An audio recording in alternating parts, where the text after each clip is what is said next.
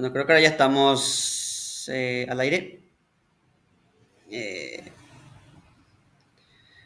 sé que ustedes están en exámenes, por eso como les dije, no subí las tareas. Eh, con los videos, perdón, estoy un poco atrasado con el tema de subirlos, pero ya están en los canales de YouTube, ya están todos. Ahí viene todo, admitir a todos. Para los que llegan recién, estuvimos hablando de las tareas. Hola Camila. Para los que llegan recién estuvimos hablando de las tareas y estaba diciendo que yo no subí tareas porque vi que ustedes están muy atareados, todos los profesores les están mandando tareas. Y aparte ahora el compañero me dice que encima de eso están los temas de los exámenes y que tienen que estudiar. Porque yo ya quiero subir tareas, pero no me sirve subir porque tengo que también tener en cuenta el tiempo de ustedes. Pero una vez que termine el examen ya vamos a tener una tarea, les prometo. En hermenéutica y en historia de la filosofía. Dale, dale. Eh, bueno, hoy como ustedes pueden ver vamos a entrar, no sé si vamos a terminar. Creo que nos va a tomar 2 clases por ahí. Edad Media. ¿Qué tenemos de filosofía medieval? La clase pasada ya dimos una breve intro. Eh, Vimos que con el helenismo termina la filosofía antigua. Marcamos como hito la muerte de la pobre Hipatia que murió asesinada. Eh, pero después vimos que entre el helenismo y me pasaron muchas cosas. Sobre todo algo que marcó la historia de la humanidad, sea creyente, ateo, budista, maometano, judío, vos tenés que reconocer que el cristianismo marcó un hito en la historia de la humanidad, fue un antes y un después de la historia de la humanidad. ¿Por qué? Porque el cristianismo se convirtió en la religión más influyente de la sociedad occidental. Y eso es algo que parece hasta increíble, porque acuérdense que el cristianismo es hecho por una religión hecha por un hijo de carpintero que nació en una provincia perdida de Roma, en un pueblito desértico donde no había nada, eh, y que tenía una secta de 12 personas. O sea, entonces la pregunta es, ¿cómo pasó esa religión hecha por un humilde hijo de carpintero y sus 12 amigos? ¿Cómo pasó eso de ser a ser la religión más grande de Occidente? Y bueno, pasaron muchas cosas. Como adelantamos la clase pasada, creo que uno de ustedes aportó, la religión cristiana se hizo muy popular entre los esclavos y esas cosas. ¿Por qué? Porque el cristianismo te vendía, o sea, no es que te vendía, sino que promulgaba ideales que son positivos para el tema que el otro es tu prójimo, que tienes que amarle a todos, que todos somos igual ante Dios. Entonces eso a las clases oprimidas les caía bien.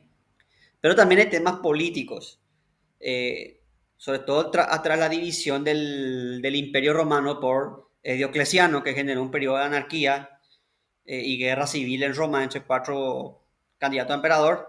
Y es ahí donde, en ese periodo de guerras, donde se impone uno de ellos que es Constantino. Pero Constantino sabía que para tener poder tenía que unificar el imperio que Diocleciano había dividido.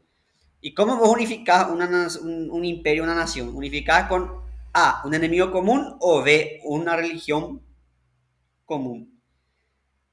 El enemigo común no podemos tener porque era la lucha entre romanos. Entonces Constantino adquiere, o sea, adjunta a la religión cristiana que tenía muchas cosas que él veía positivas y usa esa religión y la convierte en religión oficial del Estado. Y ahí el cristianismo se unifica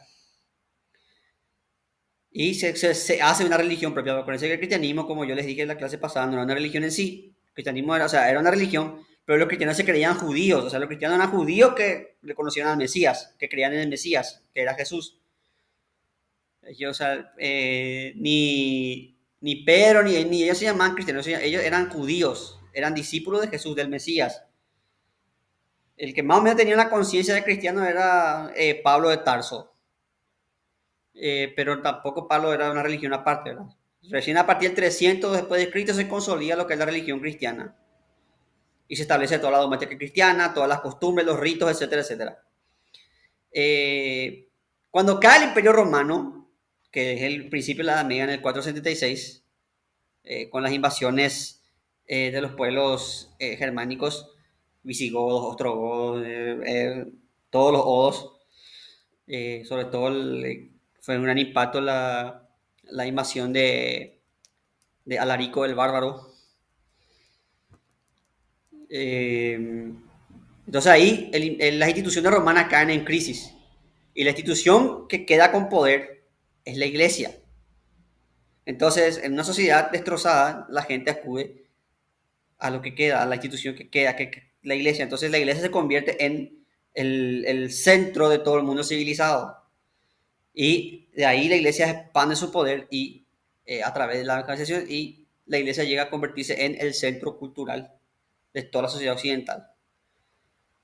Y los curas, eso influye en la política, en la sociedad. Los curas son los que toman los reyes, los curas son los que... La iglesia rige todos los aspectos de la vida.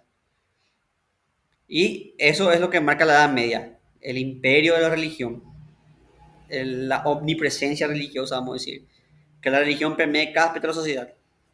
La Edad Media, como saben ustedes que son alumnos de historia, empieza en el 476 con la caída del Imperio Romano y culmina en 1456, o sea, dura 1000 años, con la caída del Imperio Bizantino. Como le dije, se caracteriza por el predominio de la religión cristiana en todos los ámbitos de la vida, incluyendo la filosofía. La filosofía también, de hecho, la característica de la filosofía medieval es que está supeditada a temas religiosos. En cuanto a la filosofía medieval, se divide en dos grandes periodos. El primero es la patrística, que es el periodo de consolidación de la doctrina cristiana. O sea, va desde el siglo I hasta el 451.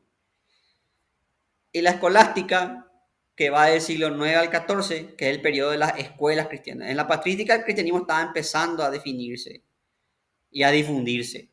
Y la escolástica ya es cuando ya surgen las órdenes religiosas, ya están las escuelas cristianas consolidadas. Primero hablemos de la patrística. La patrística es la filosofía de los padres de la iglesia. De hecho, los primeros padres de la iglesia son los mismos apóstoles. Como le dije yo, el cristianismo no es algo que estaba consolidado. Los primeros apóstoles eran judíos, o sea, ellos no decían yo soy cristiano, ellos decían yo soy judío y creo en el Mesías que profetizó mi pueblo, que es Jesús. El tema es que eso dividió la comunidad judía. ¿Por qué? Porque los judíos esperaban un Mesías guerrero. Acuérdense que el judío siempre fue un pueblo subyugado, primero por los babilonios, después por los egipcios, después por los romanos, después por... O sea, esa es la característica. De hecho, los judíos en el siglo XX recién tienen algo de terreno para su tierra prometida. Medio que tardó un poquito Dios en dársela, ¿verdad? Pero, y ahora ellos son los que subyugan en vez de los subyugados, ¿verdad? Por lo menos los judíos extremistas, ¿verdad? Pero bueno, ese es otro tema. El punto es que los judíos esperaban un Mesías guerrero, un Mesías que les libere. Y vino Jesús, pero Jesús en vez de ser un guerrero era, vamos a decir, era un hippie, o sea, un tipo que hablaba de que no tenemos que amar a todos los otros, de que tenemos que portarnos bien con el prójimo, de que vas a ser libre de espíritu, que no sirve de nada, que la violencia, porque la violencia en vez de liberarte te aprisiona y todas esas cosas. Entonces, los judíos que esperaban un Mesías, obviamente, no creyeron en el mensaje de Jesús. Entonces, estaban los judíos que sí creían que él era el Mesías y los judíos que... Pero por eso los primeros cristianos eran judíos. Y de hecho, la Biblia, como la conocemos, no fue escrita ni siquiera en época de Jesús. La Biblia fue escrita después de Cristo. Y fue escrita por testimonios indirectos. De hecho, lo que nosotros conocemos como la Biblia no es un solo libro. La Biblia son varios libros. Y en el 300 de Cristo, o sea, cuando Jesús ya llevaba muerto y resucitado 300 años, resucitado para los creyentes, ¿verdad? Muerto y resucitó para los creyentes. 300 años después de que Jesús pasó por este eh, plano existencial, 300 años después, los cristianos no tenían, no tenían la dogmática, no tenían libro, no tenían... Entonces vino Constantino, le reunió a todas las autoridades de la iglesia, todos los obispos, cosas, y les dijo, bueno, vamos a ponernos de acuerdo. ¿Cuál es nuestro dogma? ¿Cuáles son nuestros preceptos? ¿Cuál es nuestro dogma? ¿Cuáles son nuestros ritos? ¿Cuáles son nuestros...? Entonces ahí se establece todo lo que ustedes conocen de los sacramentos, de los textos que van a entrar en la Biblia, porque había una discusión. ¿Qué texto entra en la Biblia y qué no? Muchos textos se sacaban de la Biblia. El Evangelio de María Magdalena, el Evangelio de Judas, el Evangelio de... Bueno, el Evangelio gnóstico. Hay muchos textos que se sacaban de la Biblia. ¿Por qué? Porque consideraban que no concordaba con la dogmática cristiana. ¿Qué es la dogmática? La opinión cristiana, lo que vos tenés que creer sí o sí para ser cristiano. Entonces, nos pusimos de acuerdo. Bueno, los cristianos se pusieron de acuerdo. Bueno, vamos a celebrar misa los domingos, para diferenciar a los judíos que es su día de sabbat. Tenemos estos sacramentos que son el matrimonio, tenemos los pecados capitales que son esto. Vamos a celebrar esta fiesta. Navidad se va a celebrar el 25 de diciembre. La Pascua se va a celebrar el mismo día, pero va a ser por la resurrección de Cristo, no por... Entonces así se establece la religión cristiana. De hecho, les comento que el Apocalipsis, por ejemplo, fue un libro que casi no entró. Imagínense ustedes, el Apocalipsis, el libro casi no entró en la lectura, en la Biblia. Pero uno de los que estaba ahí, uno de los obispos o de las autoridades que está en la iglesia que estaba ahí, dijo, no, vamos a poner un final épico a este libro. Y ahí entró el Apocalipsis. Porque se consideró que el héroe anónimo este consideró que era digno tener un buen final para la vida y vio que el Apocalipsis era un buen final. Entonces se quedó el Apocalipsis. O sea, el Apocalipsis casi fue un evangelio apócrifo. Entonces ahí se consolida el cristianismo y ahí se establece cualquiera de ustedes que haya entrado en un colegio religioso o que haya hecho la primera comunión conoce el credo. Creo Dios Padre Todopoderoso, Creador del cielo. Ese credo establece la dogmática cristiana. Lo que vos tenés que creer para ser cristiano, no. Si vos no crees que Jesús es hijo de Dios, no sos cristiano. Si vos no crees que Jesús resucitó, no sos cristiano. Si vos no crees en la Virgen María, no sos cristiano. O sea, bueno, sos cristiano, pero no católico apostólico. Pero también por eso la iglesia se llama católica apostólica romana. Porque fueron los romanos, Constantino, en el concilio, que estableció la dogmática cristiana. Entonces acá surgen dos puntos que tiene que atender la patrística. Porque la patrística ahora es religión oficial y cuando vos sos oficial tenés que defenderte de las críticas. Cuando vos sos popular siempre salen, vamos a decir, los haters. Así, entonces, como ahora la iglesia era la religión del Estado, sufría ataques. Y se tiene que defender intelectualmente. Y para eso se valen de la filosofía. Y encuentran a Platón y Aristóteles como filósofos útiles. Entonces el cristiano tiene que ya no sirve más solamente decir, no, yo creo en Dios porque tengo fe. O sea, te sirve en tu iglesia, pero cuando vos le hablas a otro, ¿por qué vos crees en este Dios? Y vos tenés que fundamentarte por qué crees en tu Dios. Porque sos cristiano y no budista. Y fundamentales. Entonces, surgen los dos grandes frentes contra los que lucha la patrística, que son las herejías y los paganos. ¿Cuál es la diferencia entre un hereje y un pagano?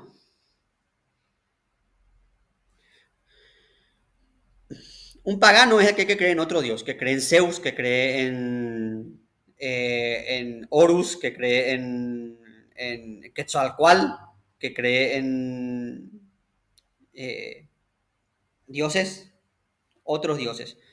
Un hereje es una persona que cree en el mismo Dios que vos, pero rechaza la dogmática cristiana. O sea, el hereje cree en el Dios de Abraham, pero no cree, por ejemplo, en Jesús. O no cree, por ejemplo, en la Virgen. O no cree, por ejemplo, en la Biblia, en el Nuevo Testamento. Entonces, esos son herejes. Esas son las grandes herejías. Y en esta época surgieron muchas grandes herejías. Por ejemplo, por ejemplo, los cristianos gnósticos. Los gnósticos decían que vos le podías conocer a Dios mediante la naturaleza, o sea, por vos mismo. ¿Por qué eso es una herejía? Porque si vos le podés conocer a Dios en comunión con la naturaleza, quiere decir que no te hace falta la iglesia, no hace falta un papa, no hace falta un templo, no hace falta... Entonces, obviamente la iglesia tiene que rechazar eso, herejía. Tenemos también a los maniqueos, que creían que el bien y el mal eran dos fuerzas iguales que peleaban eternamente, dos principios iguales, como el yin yang. ¿Por qué es una herejía el maniqueísmo? Porque la religión católica sostiene que Dios es omnisciente, omnipresente y omnipotente, o sea que no puede haber nada por encima de él, no puede haber nada igual ni por encima de él. Y si el bien y el mal son iguales, entonces quiere decir que Dios no es Dios. Por tanto, es una herejía.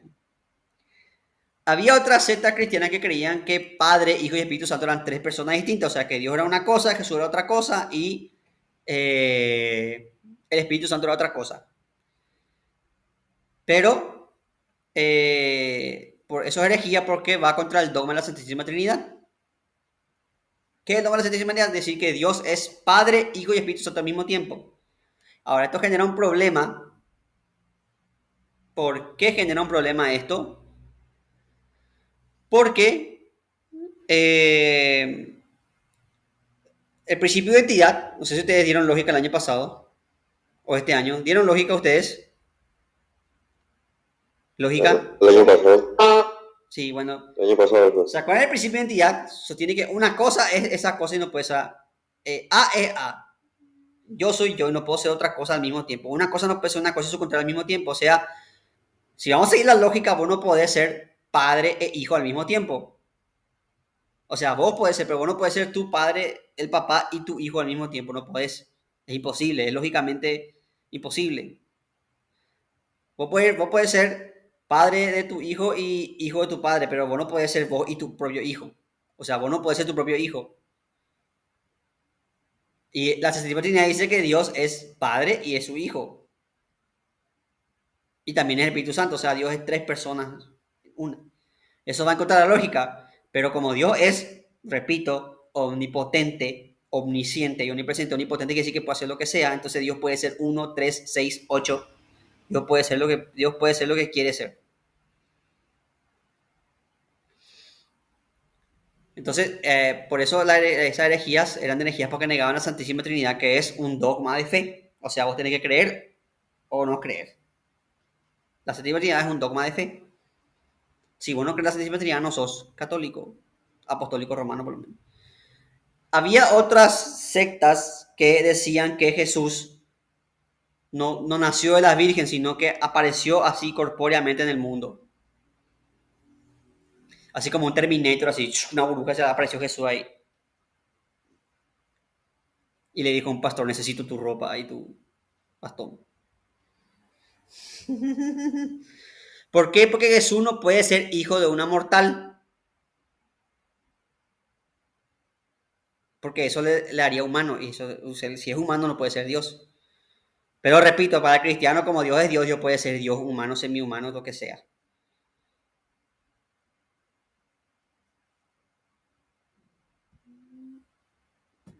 Entonces Jesús no puede. Jesús tiene mamá y su mamá es la Virgen. Y acá esto está relacionado con otra herejía que se llamaba pelagianismo, que negaba a la Virgen. Decía que la Virgen no era santa, que la Virgen era una mujer común y corriente. Igual que los protestantes dicen eso. ¿Por qué? Porque la Virgen trae varios problemas. Primer problema que trae la Virgen es el tema del pecado original. Por eso algunos creían que Jesús vino así al mundo. Él apareció así tipo Terminator. ¿Por qué? Porque si Jesús nació de una mujer, Jesús nació con pecado original. Porque ustedes acuérdense que todos los descendientes de Adán nacen con pecado original. Por eso existe el sacramento del bautismo. Por eso nos bautizan a nosotros cuando nacemos. Porque somos pecadores hasta que nos bautizamos. Y si Jesús nació de la Virgen, Jesús nació siendo un pecador. Pero eso no es todo. Acuérdense que Jesús se bautiza recién a los 30 años. O sea que Jesús tuvo 30 años siendo un pecador, sin limpiarse el pecado de Adán y Eva. Y Jesús vivió solamente 33 años, o sea que 3 añitos lo que vivió siendo santo. Entonces Jesús murió, vivió la mayor parte de su vida en pecado. Por eso la Virgen trae el problema, porque la Virgen acarrea el pecado original, porque la Virgen es descendiente de Adán. Y todos los descendientes acarrean el pecado original. Esto va a solucionar el Papa Pío IX, ya por el año 1800, en la década de la guerra del 70. Pío IX va a establecer el dogma de la Inmaculada Concepción. La Virgen nació concebida sin pecado original. ¿Por qué? Porque Dios hizo que nazca así. Punto. Dogma de fe. Punto. Pero el pecado original trae otro problema también, que es, ¿qué pasa con los bebés que mueren antes de bautismo? Son pecadores, no pueden ir al cielo. Pero también son inocentes, no pueden ir al infierno. Entonces, ¿qué pasa? Se crea un lugar llamado purgatorio o limbo, donde están todos los bebés que no pudieron recibir el perdón del pecado original y que no pudieron eh, tener la salvación a través del primer sacramento, que es el bautismo. Después también la Virgen trae otro problema, que es la idolatría. Ustedes saben bien que los protestantes, por ejemplo, cuestionan mucho eso, el tema, por ejemplo, Isaac Acupé y esas cosas. Los protestantes son muy de cuestionar eso. No sé si alguno de ustedes es protestante, pero el tema es que la Biblia misma dice que vos no podés adorar ídolos de barro y no sé qué, bla, bla, bla, bla, bla. Y que si vos te vas y le pedís mirar a la Virgen, estás adorando un Dios falso. Porque no, la Virgen no es Dios, la Virgen es una mujer normal que tuvo la suerte de ser la mamá de Dios. Pero los católicos, ¿qué responden a esto? Los católicos dicen, nosotros no le veneramos a la Virgen, pero nosotros no le adoramos a la Virgen, nosotros le veneramos. La Virgen no es una diosa, la Virgen es una humana, ejemplo de ser humano, que por eso se le venera y se le pide que interceda por Dios. El tema es que nosotros como humanos somos muy apegados al tema de la madre. Entonces los católicos hablan de la madre de Dios como un ser. Y de hecho hay frases católicas que a mí siempre me dan risa. Yo, por ejemplo, cuando escucho así, cosa que no es de la Biblia ni no es, pero muchos católicos son tan devotos de la Virgen que hay expresiones como, por ejemplo, si Dios quiere y la Virgen lo permite. O sea, Dios es omnipotente, omnisciente y omnipresente, o sea, todo lo puede, todo lo ve, todo, pero tiene que pedirle permiso a su mamá. Profe, yo no sé si alguno fue padrino o sea, padrino, ahora va a ser padrino, madrina, pero en la charla que a mí me dieron dijeron sobre la Virgen María que eh, como Jesús es su hijo, se necesita o sea, se necesita de la madre para que le diga, hey, mi hijo, vos tenés que, con fulanito tenés que llevarte bien, algo así como dijeron eso muchas veces, y yo tipo, Sí. no quiero. No, y de hecho, si vos lees la Biblia, ves que el primer milagro que hizo Jesús hizo porque su mamá le dijo, metele. El primer milagro de Jesús, que por cierto, Jesús es el mejor tipo del mundo, su primer milagro fue hacer vino en la boda de Canaán.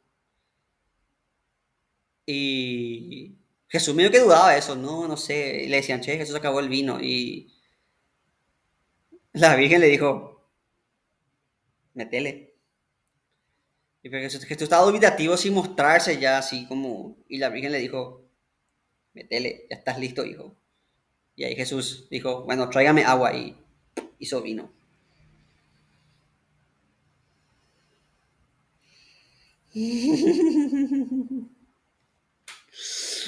Porque yo no pretendo cuestionar la fe de nadie, yo solo pretendo que razonen su fe. Profe, ¿Sí? eh, como un comentario nomás, hay una pregunta que absolutamente nadie que cree en Dios me pudo responder y es que si es que una persona, o sea, las personas se van al cielo y los animales no. Los animales, no hay un cielo para los animales, vamos a decir. Eh, y bueno, y después está esto de que, bueno, si creen en la evolución y me dicen que sí. Sí. ¿Crees en el cielo para las personas? Sí. ¿Crees en el cielo para los animales? No. Bueno, entonces, ¿en qué punto de la evolución los humanos empezamos a irnos al cielo? Si es que hubo un punto, entonces el primer humano se fue al cielo, pero su papá no, ponele. Si es que o si es que fue un modo gradual, vamos a decir, ¿por qué desde un punto empezamos a irnos a todos al mismo cielo y no a un cielo diferente en cada generación, vamos a decir? Bueno, O sea, ese es un modo de comentario porque eh, no sé, como está esto de que seguro todos los católicos creen en la creación, y primero es mentira, pero eso abre otra vez el problema de desde cuándo nos empezamos a ir al cielo, vamos a decir. Pero eso como comentario, hermano. bueno, esa es una cuestión que tiene varias capas. En primer lugar, yo no sé si todos los cristianos dicen que los animales no van al cielo, porque de hecho hasta hay santos de los animales. San Roque, por ejemplo, es santo de los perritos. Y San Francisco es santo de todos los animales. Por eso el día del animal es el día de San Francisco, ¿verdad? Ahora está la parte de ese animal, tiene alma, tiene... Lo que sí dice la iglesia y establece sobre todo, por ejemplo, Santo Tomás, es que el ser humano sí va al cielo porque el ser humano es moral.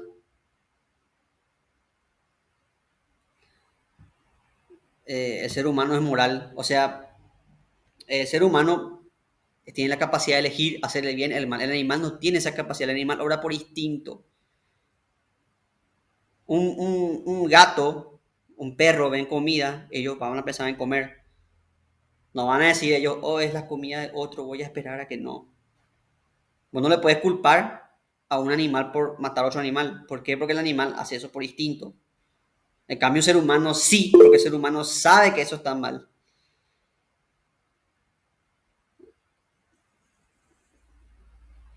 ¿Entendés? Por eso el ser humano, al ser moral, el ser humano es capaz de pecar. Por eso el ser humano puede ir al cielo o al infierno.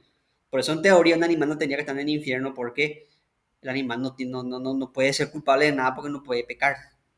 ¿Por qué el animal no puede pecar? Porque no es moral. El animal no es un sujeto moral. El animal obra por instinto.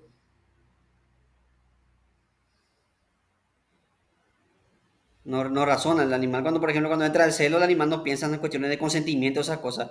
El ser humano sí.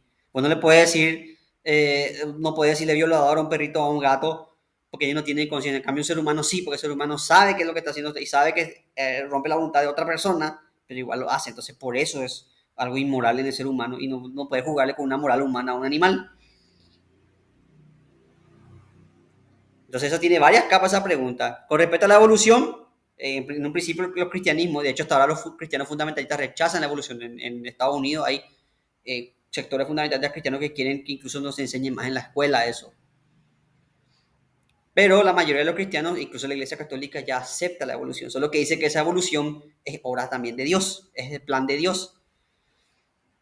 En cuanto a la pregunta de cuándo un ser humano es libre de ir al cielo o no, eso es todo un tema que la teología hasta ahora no puede resolver. Por ejemplo, ¿cuándo un feto va al cielo o no? Si es un conjunto de células y se muere, ¿va al cielo o no va al cielo? Si no tiene conciencia, no es moral todavía.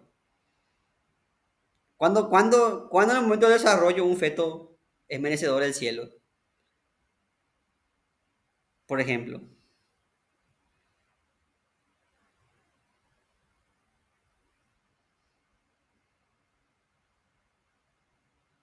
Entonces, esas son las cuestiones que fundamenta la moral cristiana, que muchas hasta ahora están eh, vigentes, vamos a decir, como por ejemplo esa cuestión que presentó el compañero muy bien planteada, por cierto.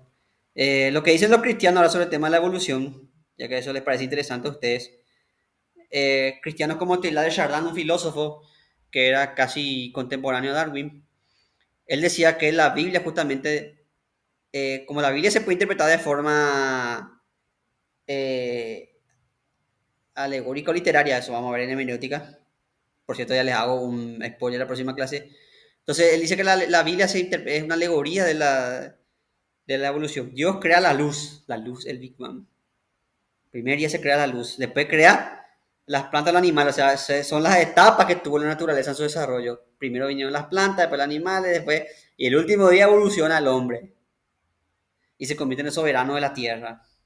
Entonces es una interpretación alegórica, la Biblia es una alegoría de la evolución.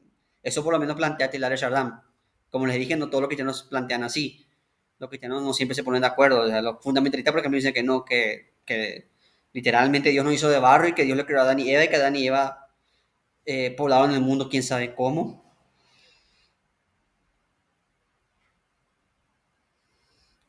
Encima Adán y Eva tuvieron dos hijos varones nomás que son Caín y Abel. Da que pensar. Profe, ¿Sí? a modo de comentario para no hacer tan largo el tema, hay un debate que se puede leer o se puede ver también entre Bertrand Russell y el sacerdote Copleston, que ahí tipo debaten sobre la existencia de Dios y todo eso, y me parece nomás ya que estamos hablando de todo ese tema, Sí. que es interesante ese debate para adentrarnos entre lo que piensa un creyente y un no creyente.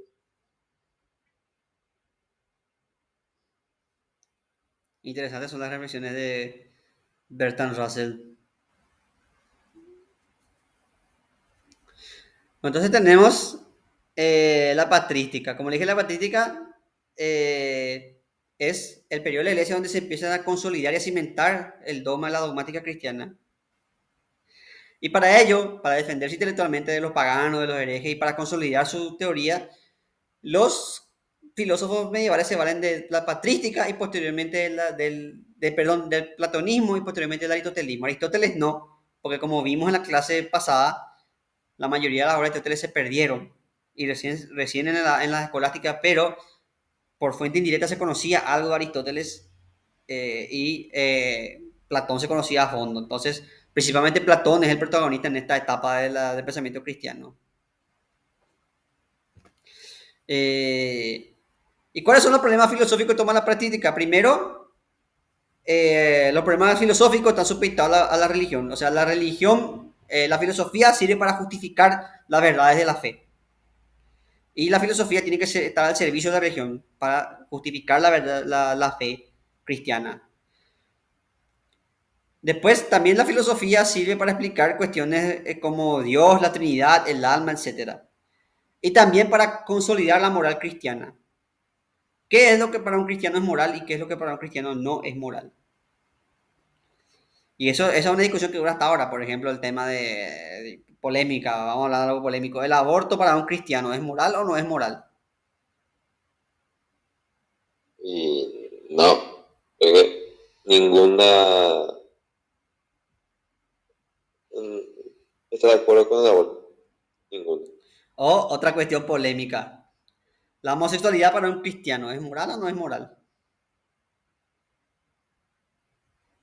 Pues hablando de eso, viste que... ¿Y cómo hicieron Caín y Abel para tener tantos hijos entonces? Porque supuestamente de ellos también viene una gran mayoría de la generación. Y cuando yo, por ejemplo, a mi profesor, yo vengo de dos colegios, uno que es católico y otro que es evangélico. Y yo hice la misma pregunta a mis profesores. Mi profesor de catolicismo me dijo, con su mamá, así literalmente me tiró, con su mamá. Aguante el incesto. Y después mi profesor de religión, que era evangélico cristiano, dijo, prácticamente me dijo, le dio la oportunidad a uno de los dos para tener hijos. Y yo me quedé, ¿qué me estás diciendo? No entendí. Hasta ahora no sé. En realidad tus profesores no leyeron bien la Biblia. Y no, profe. Te voy a decir por qué. Pues cuando Caín le mata a Abel y Dios les expulsa, acuérdate que eran dos, Caín y Abel, uno muere, Dios les expulsa y Caín y le dice,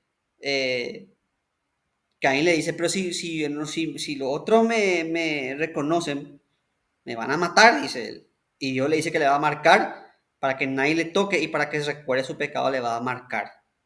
La famosa marca de Caín. Quiere decir que había otros pueblos. Mira un poco. No me enseñaron bien, qué falta sería. Por eso hay que leer la Biblia.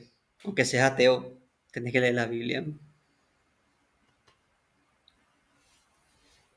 Yo no soy profesor de religión ni siquiera soy creyente y manejo. Pero bueno, volviendo al tema.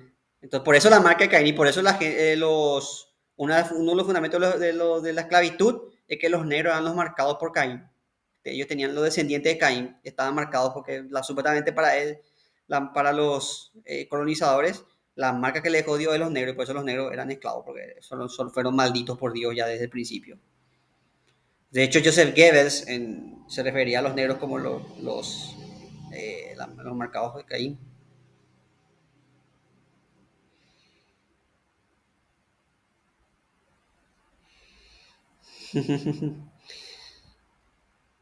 Entonces, ¿viste? Ese tipo de cuestiones, como la que preguntó la compañera, eran lo que trataban de responder los pensadores de la iglesia. Como les dije, los primeros pensadores de la iglesia fueron los apóstoles, pero después vinieron los llamados padres de la iglesia, que son... ¿cuál era el requisito para ser padre de la iglesia? Primero, que tenés que ser un santo. Y santo reconocido por la iglesia. No vale el santo apócrifo, porque hay santos que son apócrifos. Como por ejemplo el caso de Gauchito Gil, que es un santo apócrifo. Y después tener el caso de Chiquitunga, que está viéndose para que sea oficial, pero todavía no es oficial el caso de Chiquitunga. Sí, de Corrientes. Yo tengo familiares argentinos que son devotos de Gauchito Gil porque una de mis primas de Argentina, o sea, de prima lejana argentina, se enfermó grave y su mamá le rezó a Gauchito Gil y se curó. Entonces hasta ahora ellos son devotos de Gauchito Gil y de hecho tienen todos medallones, todavía tienen los medallones de Gauchito Gil, tienen su coso de tereré, tienen el logotipo de Gauchito Gil.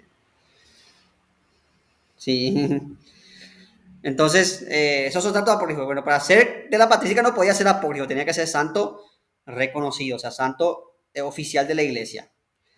Tenías que vivir en el periodo de consolidación, o sea, en el periodo donde se consolidó la doctrina cristiana, y tenías que haber contribuido a la formación de la doctrina cristiana. Esos son los requisitos ser, para ser padre de la iglesia. San la Muerte también es un santo apócrifo, por cierto.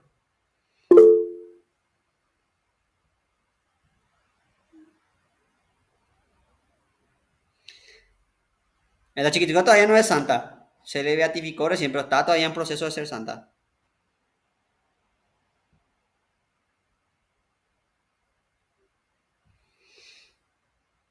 Ahora, hablemos del pensador más famoso de la patrística, que es nuestro amigo San Agustín.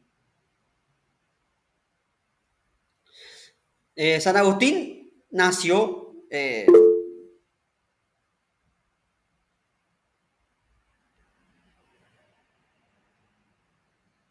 tenés que pedir que te reconozca la iglesia. Bueno, San Agustín nació en el África romana y yo le considero como una persona dividida, porque él, primero su primera división es entre el cristianismo y el paganismo. ¿Por qué? Porque su padre era pagano y su madre era cristiana. Segundo, es un hombre dividido sí, en Tagaste se llama la provincia, el pueblito que actualmente está sí, creo que está en Túnez, no quiero mentirte. San Agustín nació de padre pagano y madre cristiana. San Agustín también está dividido porque él nació entre la Roma antigua, o sea, entre la edad antigua y la edad media. O sea, San Agustín vivió la caída del Imperio Romano, o sea, él nació en la antigua o sea, él vio el fin de Roma.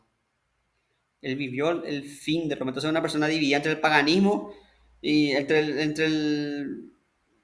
la Edad Media. Entonces, eso le causó una vida de mucha incertidumbre.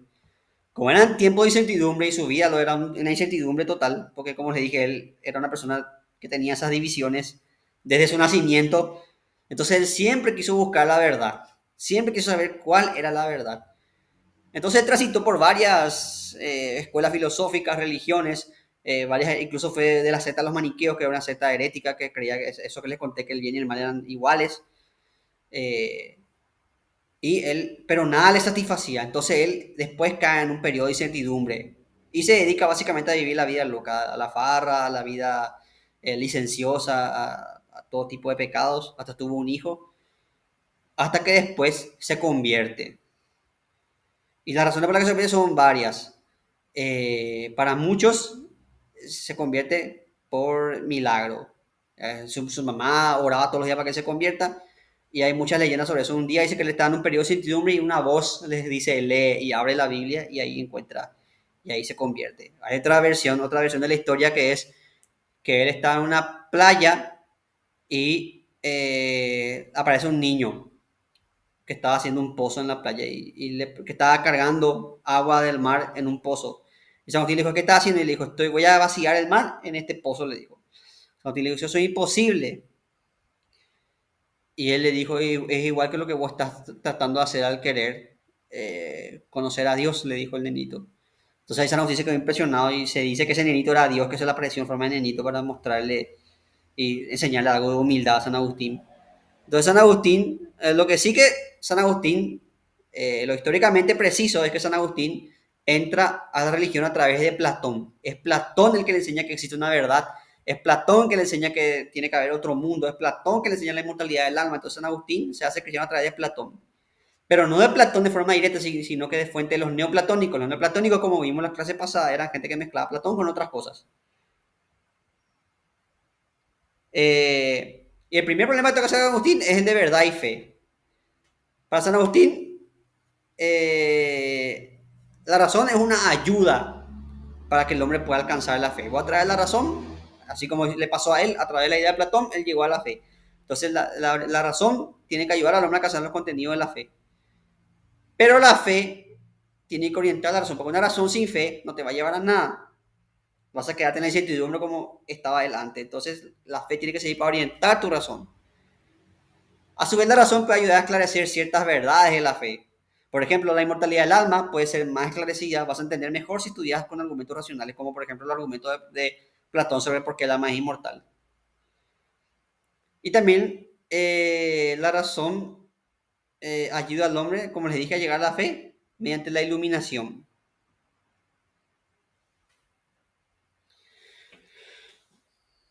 Ahora, San Agustín, como le dije, en su teoría de conocimiento parte de Platón. San Agustín también, igual que Platón, cree que hay dos mundos, uno de las ideas y otro de... Pero para San Agustín, el mundo de las ideas no era un mundo aparente, sino que el mundo de las ideas estaba en la mente de Dios. En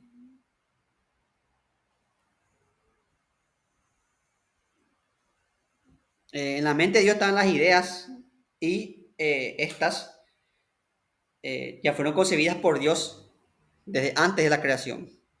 Y esto es muy, muy heavy si vos pensás, ¿por qué? Voy a poner, por ejemplo, la idea de esta mesa donde está mi computadora ahora. Dios, antes de crear el universo, sabía que en las últimas décadas del siglo XX, un carpintero en Paraguay iba a hacer esta mesa y que esta mesa iba a terminar siendo el soporte de una computadora donde un profesor llamado Ismael Pavetti iba a estar dando clases a los alumnos de historia.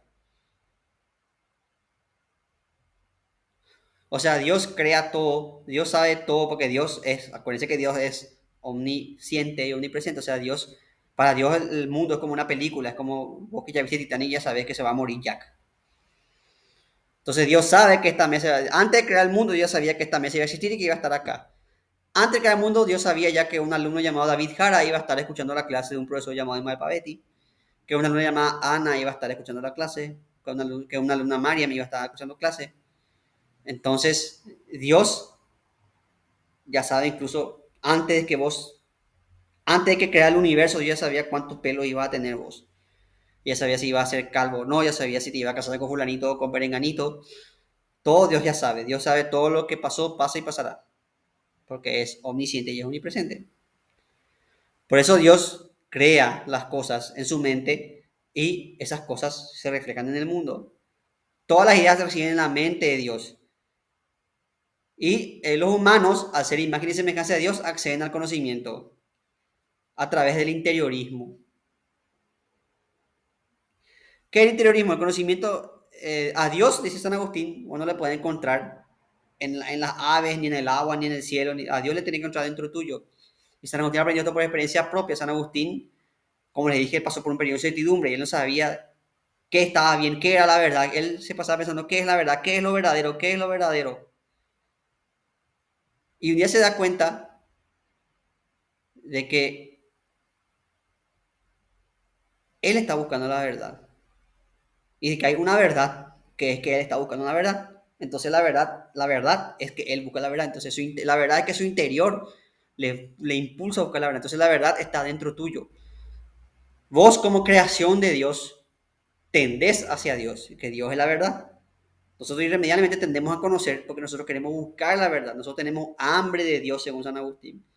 Y queremos buscar esa verdad. Nosotros le buscamos a Dios como creación porque Dios nos dio la gracia. O sea, nosotros podemos conocer las cosas a través de la gracia. Quiere decir que sin Dios nosotros no podríamos conocer nada. Sin Dios estaríamos como una habitación a oscuras. Solamente Dios nos da la gracia para conocer el mundo de las ideas y por eso nosotros podemos conocer la mesa, la silla, las cosas y finalmente le podemos conocer a Dios. Al ser las ideas eternas e inmutables, estas ideas solamente pueden proceder a algo inmutable y eterno, que es Dios. Eh,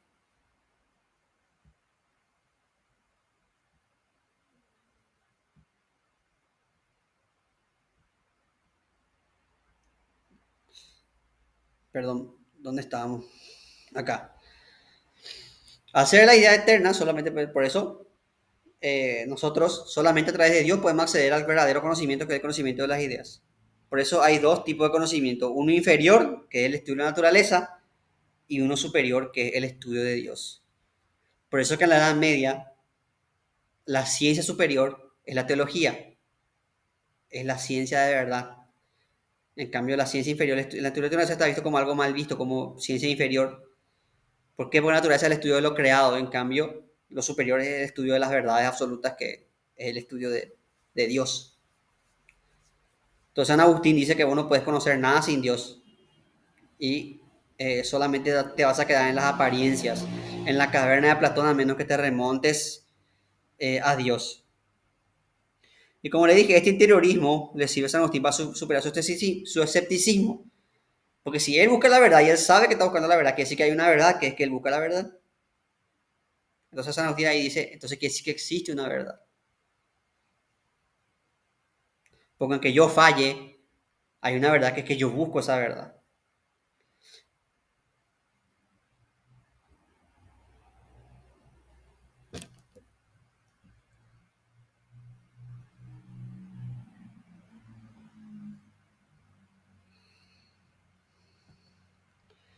Hablemos del creacionismo.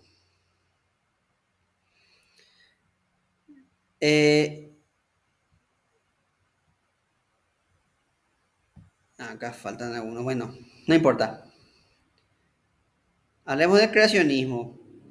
Voy a agregarle después, antes de subir a la plataforma, y agregarle lo que falta de San Agustín. Hablemos, como le dije, de creacionismo. Repito por tercera vez, parezco Kiko Rayado.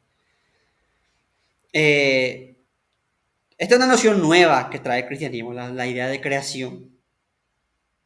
El, Acá tiene que ser. El hombre medieval no creían, el hombre griego no creía en la creación. Acuérdense que los griegos no creían en el arquea, o sea, en un principio, pero no creían en creación. Para el griego, la realidad no puede ser creada porque la nada no puede existir y creación es el paso de la nada a algo. Entonces la realidad para el cristiano, para el judío y el cristiano, la realidad fue creada. Para el griego no, para el griego no puede salir nada de algo de la nada. Es imposible. Acuérdense de Parménides.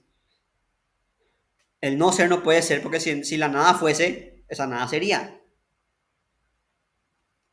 Entonces, por tanto, para el griego, la nada no puede existir, pero el cristiano sí, porque acuérdense de ustedes, el Génesis dice que en un principio Dios estaba en la nada.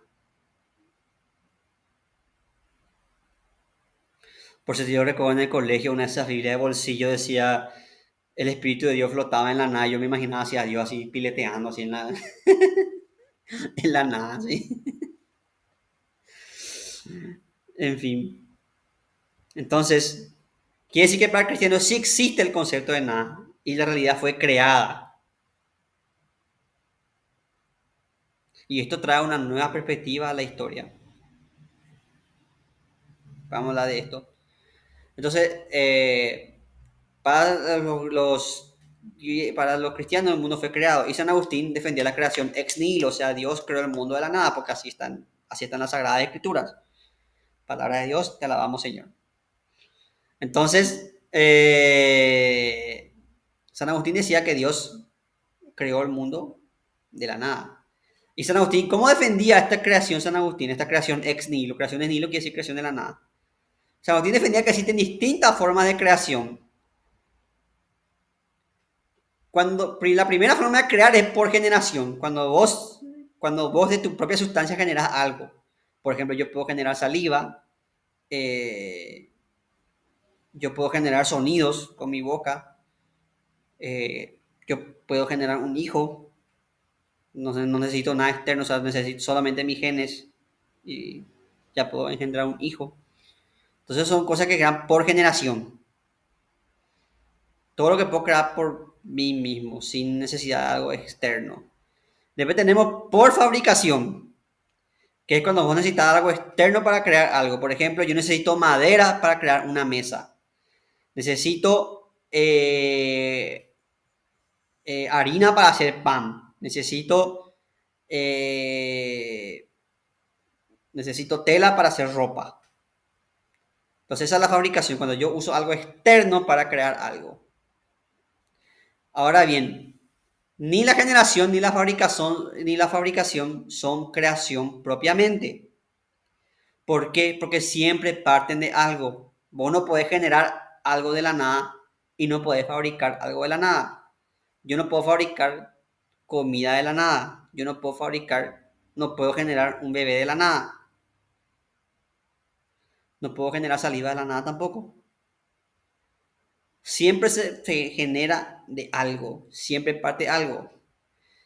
Y eso es así porque lastimosamente hasta nosotros sabemos, nosotros no podemos crear algo de la nada. Eso rompe todas las leyes de la física, rompe las leyes de la termodinámica, rompe el principio de equivalencia. Acuérdense que para crear algo tenés que dar algo de igual valor a cambio.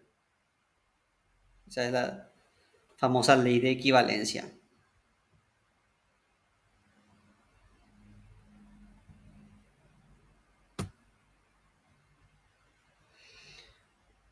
Entonces, vemos que generación y la fabricación no son creación. Pero después está otro tipo de creación que es de la nada, que es la creación propiamente dicha, que es solamente propia de Dios. ¿Por qué? Porque solo Dios puede crear algo de la nada, porque Él es Dios y las leyes de la física a Dios. Dios está más allá de las leyes de la física y la ley de equivalencia y la ley de todo. Dios puede romper con todo eso. Dios no necesita algo para crear algo, sino que Dios crea de la nada. Entonces Dios creó el universo de la nada. Por eso Dios es el creador, con mayúscula. Y nosotros no somos creadores propiamente dicho porque nosotros siempre necesitamos algo para fabricar algo. Para hacer una empanada necesitas carne, masa de empanada, calor del horno, siempre necesitas algo para crear una cosa. En cambio, Dios podría perfectamente hacer una empanada de la nada, así. Y hace una empanada. No sé por qué, porque él no sé si no necesitaría comer porque es Dios, ¿verdad? Pero si quiere, puede hacer una empanada. Dios crea de la nada. Esto se explica mejor con un chiste que me contó una vez un protestante. Un chiste que me costó un protestante. Que era el siguiente. El chiste era lo siguiente. Se fueron dos científicos junto a Dios y le dijeron a Dios, Dios, nosotros ya no te necesitamos. Y Dios les dice, ¿en serio? Sí, le dicen. ¿Y por qué no me necesitan? Le dice, y porque nosotros ya podemos crear vida, ya podemos crear vida. Y, ¿en serio pueden crear vida? Sí, ya podemos crear vida, le dice. ¿Y cómo? Dice Dios, ¿cómo pueden crear vida? Y le dice, bueno, necesitamos agua. Ah, le interrumpe Dios. ¿Y puedes crear tu propia agua? Y ahí Dios le cae porque siempre van a necesitar una cosa para crear otra cosa. Entonces, no pueden crear de la nada, no pueden hacer vida de la nada, no pueden eh, siempre crear. Entonces, solamente Dios es el que puede hacer algo de la nada. Por eso Dios es el creador, propiamente. Nosotros creamos a través de la fabricación de generación, pero eso no son creaciones propiamente dichas, porque siempre necesitamos algo para crear otra cosa. En cambio, Dios es el creador.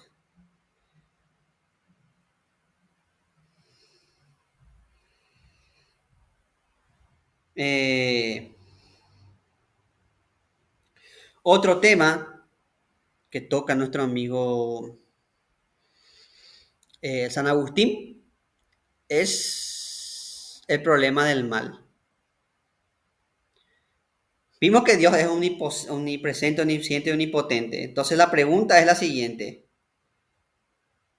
Voy a dejar de presentar un rato. La pregunta es la siguiente. Si Dios es omnipotente, o sea que todo lo puede, es que está en todos lados, que puede ver las cosas antes de que pasen, que Dios ya ve cómo van las cosas antes de la creación incluso. Entonces, ¿por qué existe el mal? ¿Por qué Dios permite que exista el mal si Dios es omnipotente, omnipresente, omnisciente? Es decir, Dios, como le dije, yo ya sabía que iba a existir esta mesa antes que exista esta mesa. Entonces quiere decir que por ende también Dios ya sabía que iba a existir Hitler antes de que exista Hitler.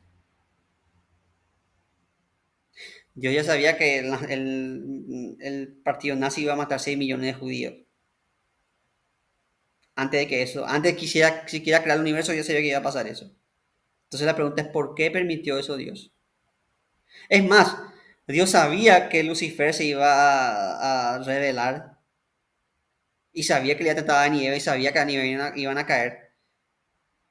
¿Y qué hace Dios? Les pone el árbol ahí para que... Entonces, ¿por qué Dios permite el mal?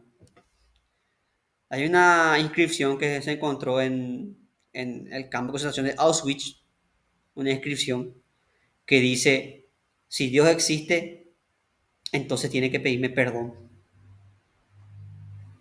Porque, ¿por qué si Dios existe permitió esas atrocidades? Exactamente, Ana. Entonces la pregunta que quiere responder San Agustín es ¿por qué Dios, que es todo bondad, todo poder y todo, por qué Dios permite el mal? Y San Agustín responde de la siguiente manera. El mal no existe. No existe el mal. Suena fuerte, pero no existe el mal. El mal no existe. Lo que existe es la ausencia de bien. ¿Qué quiere decir eso? Que el mal siempre es una privación de algo. El mal no tiene una forma per se. No existe en forma per se. San Agustín cuando era maniqueo sí creía que el mal era una fuerza del universo, pero el mal no es una entidad, no es nada. Vos le puedes llamar al diablo, pero el mal... orwelliano. El mal no existe. ¿Por qué el mal no existe? Porque el mal siempre es privación de algo. Voy a poner ejemplo un pecado, la envidia. ¿Qué es la envidia? La envidia es vos que envidias algo que vos careces y que otro tiene. Eso es la envidia. Vos ves algo que vos no tenés y que otro carece. Algo que otro tiene y lo que vos careces. Y por eso envidias. Le envidias a una persona que tiene plata porque vos careces de eso. Le envidias a una persona que tiene buena pinta porque vos careces de eso. Le envidias a una persona que es muy virtuosa porque vos querés ser como él y no podés. Entonces la envidia, que es un mal, no existe como tal, sino que es una carencia de algo. Por eso el mal, dice San Agustín, no existe. Lo mismo pasa con la lujuria, la gula, los celos. El mal siempre es carencia. Los celos, por ejemplo, carencia de afecto. La gula es carencia de algo que vos querés llenar con comida. Y así, el mal siempre es carencia. Decir que existe el mal es como que vos te alejes de la estufa y te quejas por el frío. El mal no es una entidad, una privación. Incluso Lucifer, que suele ser la figura que representa al mal, Lucifer no es un mal per se. De hecho, Lucifer era un ángel. El problema de Lucifer es que él quería ser como Dios, porque era la creación más perfecta. Y entonces dijo, como yo soy la creación más perfecta, yo tengo que ser como Dios. Ahora la pregunta es, ¿por qué entonces los nazis mataron 6 millones de judíos, entre otros, ¿verdad? Porque no fueron solamente 6 millones, murieron también eh, rusos, testigos de Jehová, homosexuales, todos murieron. Pero por ejemplo, ¿por qué los nazis hicieron atrocidades? Y se nos dice que eso que llamamos mal, eso que nosotros definimos como mal, se puede dividir en el mal físico, que es consecuencia ya de nuestra imperfección, o sea, nosotros somos, al ser creados no somos perfectos, y el mal moral, que es el pecado. ¿Y el pecado, por qué existe el pecado? Porque Dios nos da la libertad de elegir. Dios podía hacer que nosotros seamos robotitos que no pequen y que hagan todo el día estén rezando eso, pero Dios no quiere robots, Dios quiere personas que quieran elegir libremente.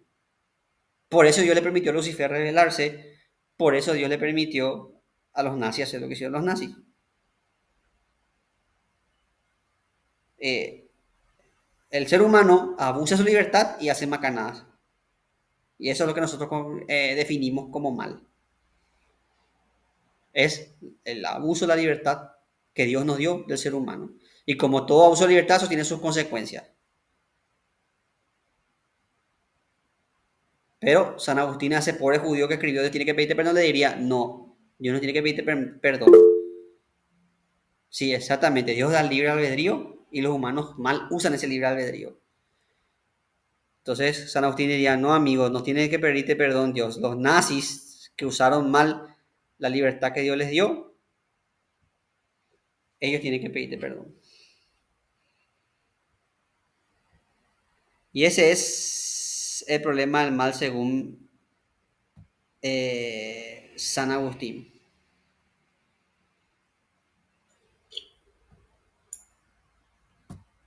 ¿Pregunta? Vi que alguien escuchó el micrófono. Profe, ¿Sí? sí.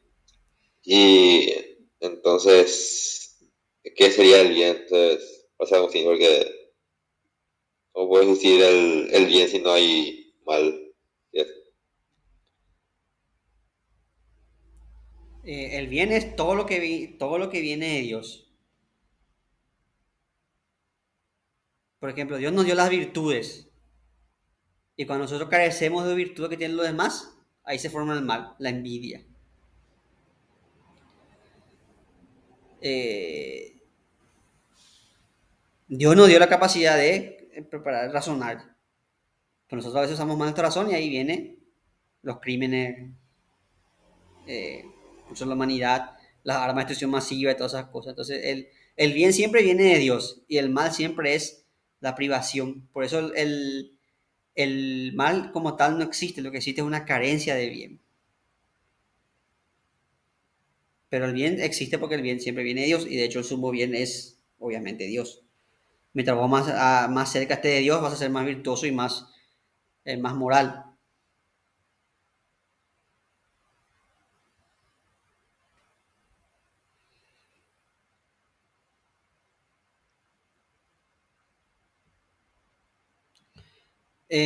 Con esto, San Agustín en parte supera el maniqueísmo porque el maniqueísmo pues dice que el bien y el mal son dos principios iguales. San Agustín dice no, el bien siempre va a imponerse sobre el mal porque el mal es una carencia de bien.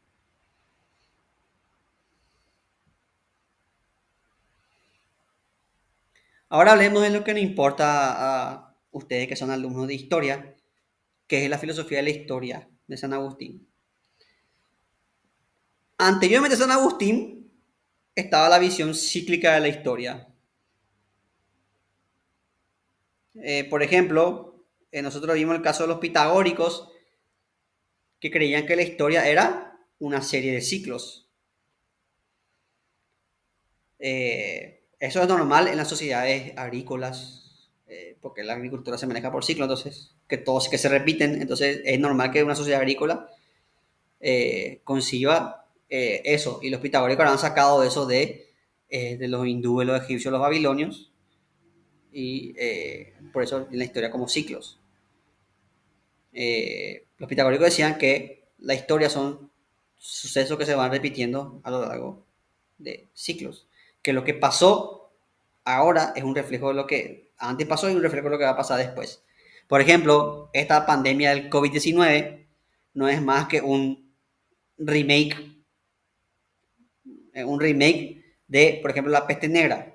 Y la peste negra no es más que un remake de la plaga de Justiniano. Y así sucesivamente. Las guerras también son remakes.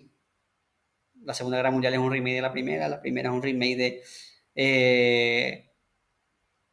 la Primera Guerra es un remake de guerras como la Guerra de Crimea, y así sucesivamente. Entonces, hay ciclos de abundancia, de escasez, de guerra, de paz, de ciclos de fáciles, difíciles. O sea, la historia se va repitiendo. Toda la civilización tiene su auge, su caída, vuelve a surgir, cae, y así es la historia. La historia son ciclos que se repiten.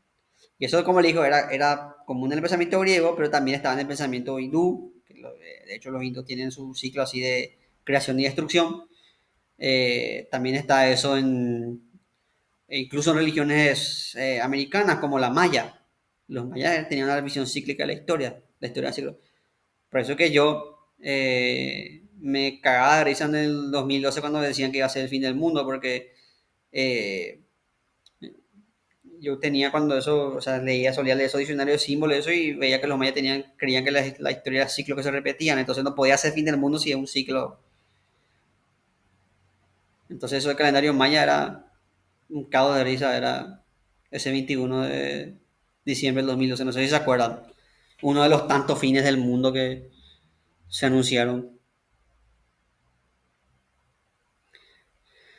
Pero el cristianismo nuevamente trae la noción nueva, como les dije, que es la noción de creación. Entonces la historia no es más un ciclo, sino que la historia es una visión lineal. La historia va desde la creación hasta el final de los tiempos, que es cuando Dios va a venir a reinar sobre su creación.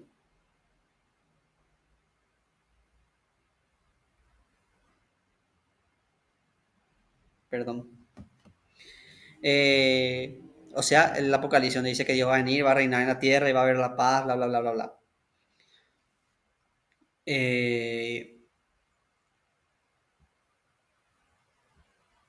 entonces, la historia no es más un ciclo, sino que es lineal. Tiene un principio y un final. Es una línea que va de punto A al punto B.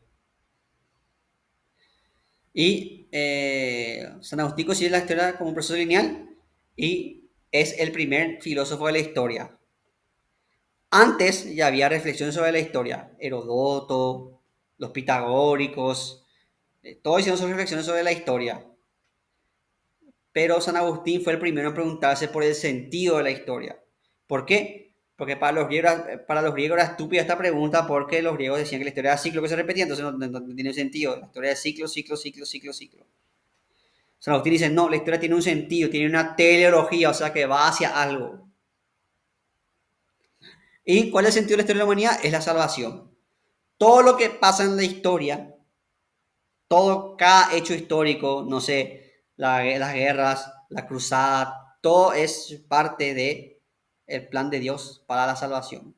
Incluso la traición de Lucifer es parte del plan de Dios para la salvación. ¿Por qué? Porque la traición de Lucifer le permitió a los hombres comer del fruto, y eso le permitió a los hombres conocer el bien y el mal.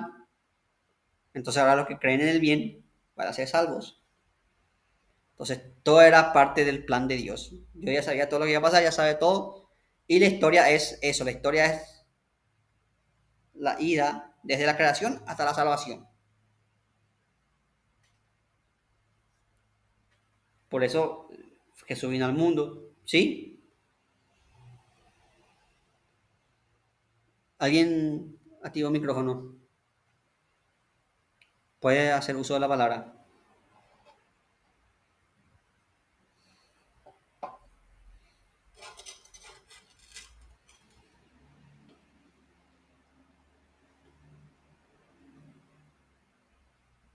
Ok.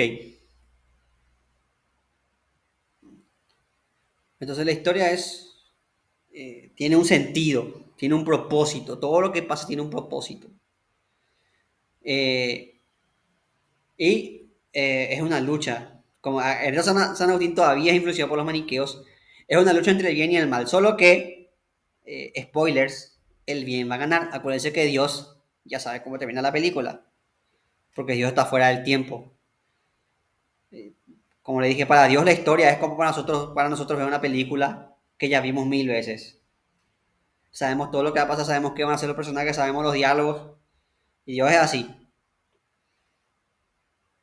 Entonces, en la historia, el bien, obviamente al final, el bien va a prevalecer sobre el mal. Y vamos a llegar a la salvación. Ahora, esta historia se da en varios niveles. Eh, Así, por ejemplo, en todos nosotros existe una lucha entre lo terrenal y lo celestial. Acá está mal esto, lo terrenal y lo celestial.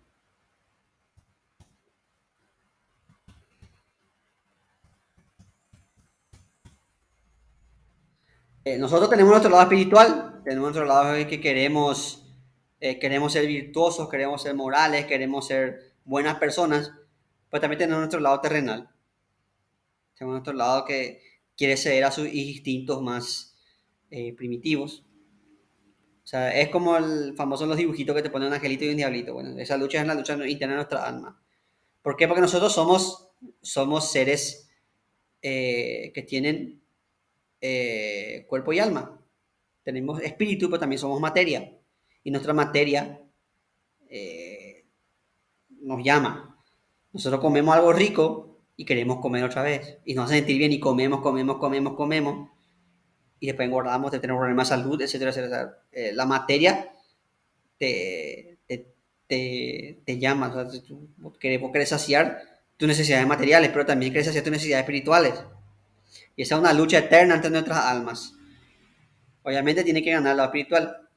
Pero esta lucha no se da solamente a nivel individual, sino que se da a nivel de civilización. Todas las civilizaciones tienen su lado espiritual y su lado material. Y esto se representa, San Agustín representa con el conflicto de dos ciudades. La civilización terrenal, que es lo que se aman a sí mismos y desprecian a Dios, y la civilización celestial, que es lo que se aman a Dios y desprecian a sí mismos, en el sentido que desprecian las cosas materiales. ¿Por qué? Porque San Agustín comparte esa noción platónica de la materia como algo negativo, como algo que te atrae hacia la corrupción, hacia el pecado, Porque ustedes, por ejemplo, piensen, el pecado siempre entra por los sentidos. La gula, la lujuria, la avaricia, todo entra por los sentidos. Y te aleja del espíritu. Y los pueblos también son así. Los pueblos se desarrollan cuando prima lo espiritual y decaen cuando prima lo terrenal.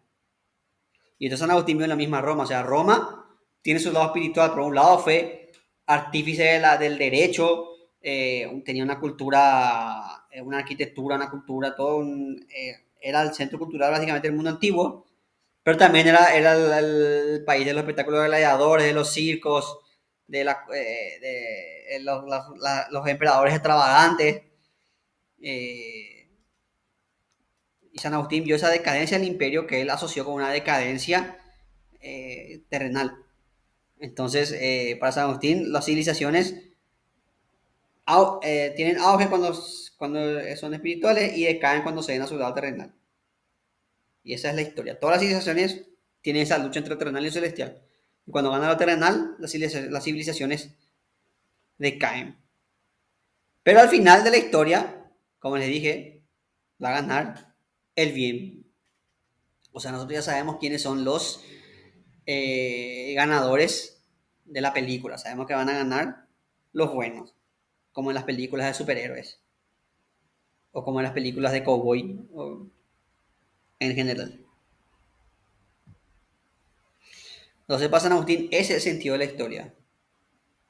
Y esto también cumple una función en la política, porque para San Agustín, la política lo que tiene que hacer es que prime el lado espiritual de la civilización, y para eso la política, el Estado tiene que estar asistido por, obviamente, la iglesia. En esta época medieval no existía el tema de iglesia y Estado, asuntos separados, sino que la iglesia y el Estado eran, de hecho el Estado tenía que ser parte la iglesia tenía que ser parte del poder. Acuérdense que la iglesia era la que le nombraba a los reyes. Un rey no era legítimo hasta que el Papa bendiga su reinado. Por eso que el Papa tenía la tradición de coronarle. Después nomás Napoleón agarró y se puso él la corona. Y mandó al garete la tradición. Entonces, San Agustín asociaba al poder político al poder religioso, porque el poder religioso tenía que ser la guía espiritual del poder político.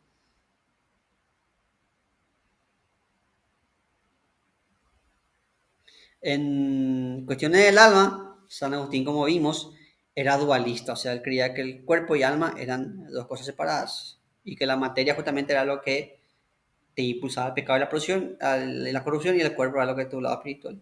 Pero el cuerpo y el alma eran separados. El alma estaba, o sea, no separados en sí, sino que el alma estaba dentro del cuerpo y cuando vos morías, tu alma salía y tu cuerpo se podría. Es lo que se conoce como dualismo.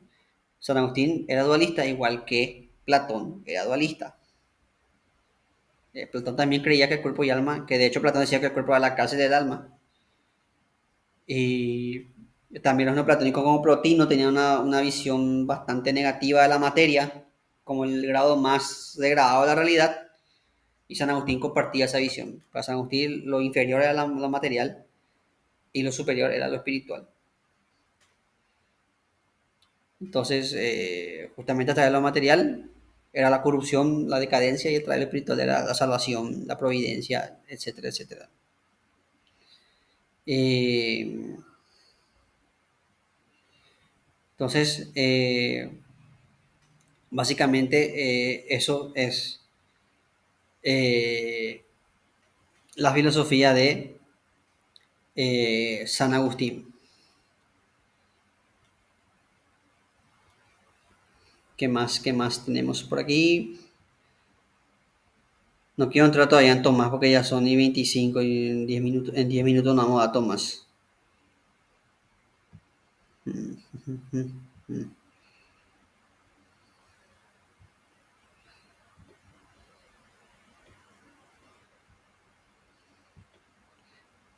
Hablemos de la interpretación de la Biblia, que es algo que vamos a tocar en hermética, pero vamos a un poquito acá.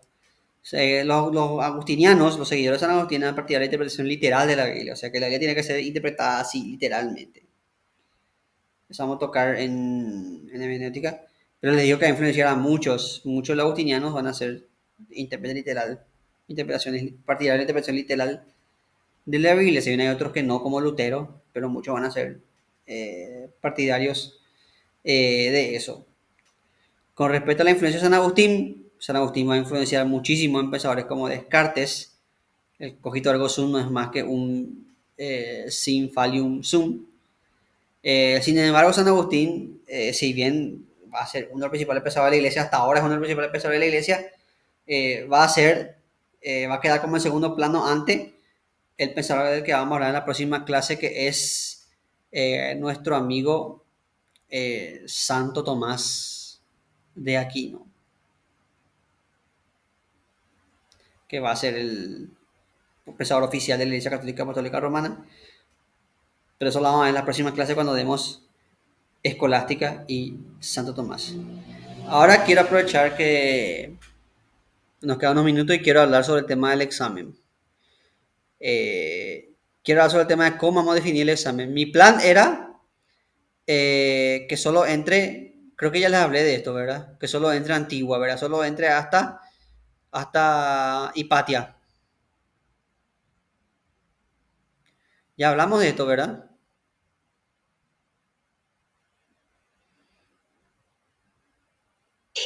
Sí, creo que sí, profe. Creo que estuvimos de acuerdo contigo hasta Sí. Y solo la que antigua. a partir de Edad Media ya va a ser eh, ya va a ser todo para para la siguiente tanda. Eh, con respecto a la forma de plantear los exámenes, este, yo siempre hago, o sea, descarto el tema de selección múltiple, eso no me gusta. Mis exámenes siempre son o responde o menciona o siempre son así, cosas que ustedes tengan que reflexionar por ustedes mismos. Y va a haber una pregunta que va a ser la que más punto vale, que va a ser una opinión personal sobre alguna polémica filosófica.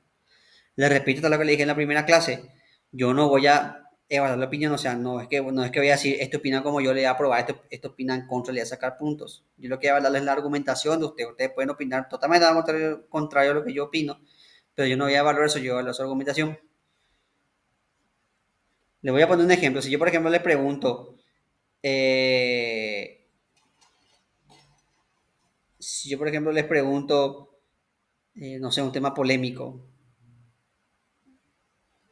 de la filosofía.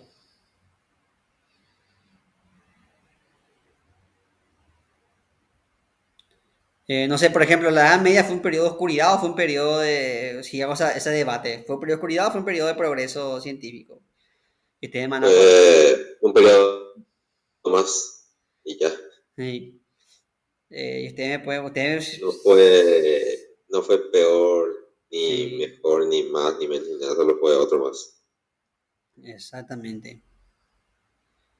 Ustedes me pueden, eso vamos a ver sobre todo en la próxima clase, cuando hablemos del tema de la ciencia en la Edad Media, porque eso entra en parte escolástica, vamos a hablar de eso después.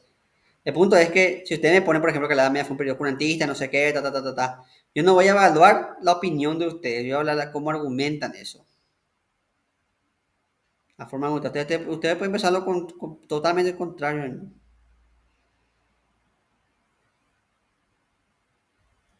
Eh,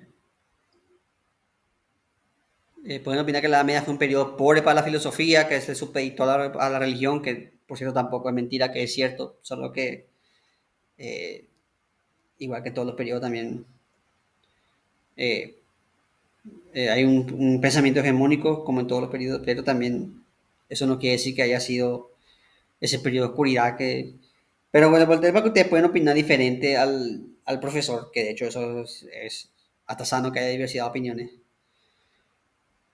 O, no sé, por ejemplo, si en otro examen yo les pongo una cuestión así, por ejemplo, no sé, pregunta estúpida va a ser si pongo así, ¿verdad? Pero ¿creen que las ideas de Marx siguen vigentes? Y ustedes me pueden poner, pueden pensar perfectamente que no, que las ideas de Marx ya fueron mandadas al garete hace rato, que ya son obsoletas, que ya no son consideradas válidas ni científicas ni filosóficamente. Pueden poner, si argumentan bien, yo les voy a calificar 10.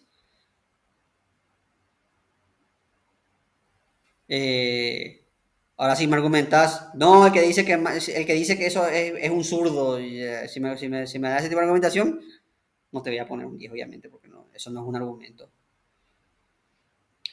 También me puedes poner, por ejemplo, que sí, que las ideas de Marx contribuyeron a, no sé, a que tengamos ahora 8 horas de trabajo, a que...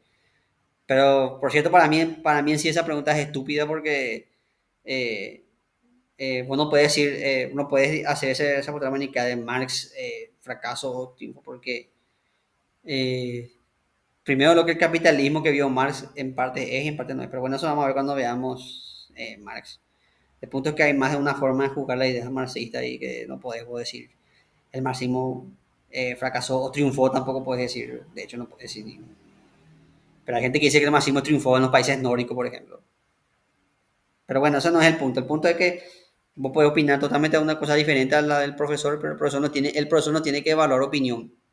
Y eso nunca tiene que hacer un profesor nunca tiene que evaluar una opinión. Eh, si yo, por ejemplo, soy un profesor nietzscheano y te digo, ¿qué opinas de Dios? Y vos me pones que yo creo en Dios, yo no te puedo evaluar por tu creencia, yo te tengo que evaluar por tu opinión, por cómo defendés esa creencia. Eso sí yo puedo evaluar. Cómo defendés tu creencia, cómo argumentás tu postura. Entonces, eso va a ser el punto, el ítem del examen que más va a valer puntos, va a ser esa opinión personal. Por supuesto, te van a tener todos los criterios, originalidad, atención, nada. Y básicamente eso van a ser todos los exámenes que van a tener conmigo. Finalmente, ya para cerrar este tema de la parte de anuncios parroquiales de nuestra misa, entre comillas. Eh, Voy a repetir lo que dije cuando no estaban todos los compañeros, que es que cuando se liberen todos ustedes este tema de los exámenes, eso, vamos a empezar a full con los trabajos, con las tareas. Y como dije ya en la primera clase, prometí, voy a cumplir, ustedes no van a tener trabajo práctico. El trabajo práctico va a ser la sumatoria de los puntajes de las tareas.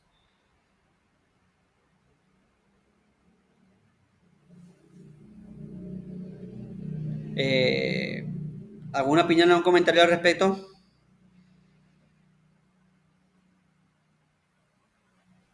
No, profe.